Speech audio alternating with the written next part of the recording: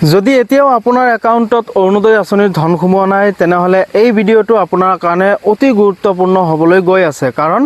মই কেইদিনমান আগতে এটি ভিডিঅ' আপলোড কৰিছিলোঁ যে যাৰ অৰুণোদয় আঁচনিৰ ধন সোমোৱা নাই তেওঁলোকে কমেণ্ট কৰিব পাৰে চ' তাতে মই বহুত ধুনীয়া ৰেছপন্স পাইছোঁ আপোনালোকে বহুতে মোক কমেণ্ট কৰি কৈছে যে বহুতৰ একাউণ্টত অৰুণোদয় ধন সোমোৱা নাই মই কেইবাটাও কাৰণ আপোনালোকক তাতে উল্লেখ কৰিছিলোঁ সেই কাৰণসমূহ আছিলে এনেকুৱা ধৰণৰ যে যদি আপোনাৰ বেংক একাউণ্টটো আধাৰৰ লগত লিংক হৈ থকা নাই তেতিয়াও আপোনাৰ অৰুণোদয় ধন নোসোমাব পাৰে বা আপোনাৰ নিজৰ নামত ৰেচন কাৰ্ড নাই বেলেগৰ আপোনাৰ শাহুমাৰ নামত আছে তেনেকুৱা ক্ষেত্ৰতো অৰুণোদয় আঁচনিৰ ধন ধনৰ পৰা আপুনি বঞ্চিত হ'ব পাৰে বা আৰু কেইবাটাও কাৰণ আপোনালোকক কৈছিলোঁ কিন্তু দেখা পাইছোঁ যে নিজৰ নামত ৰেচন কাৰ্ড আছে বা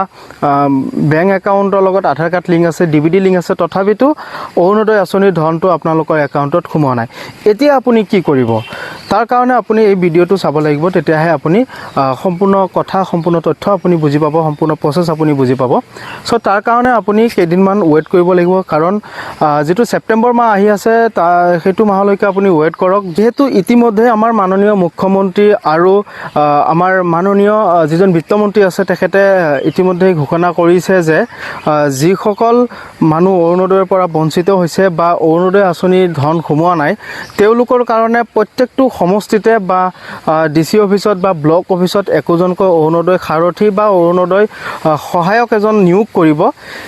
তেখেতে আপোনালোকৰ যাৰ অৰুণোদয়ৰ যিকোনো সমস্যা আছে সেই সমস্যাসমূহৰ সমাধান কৰি দিব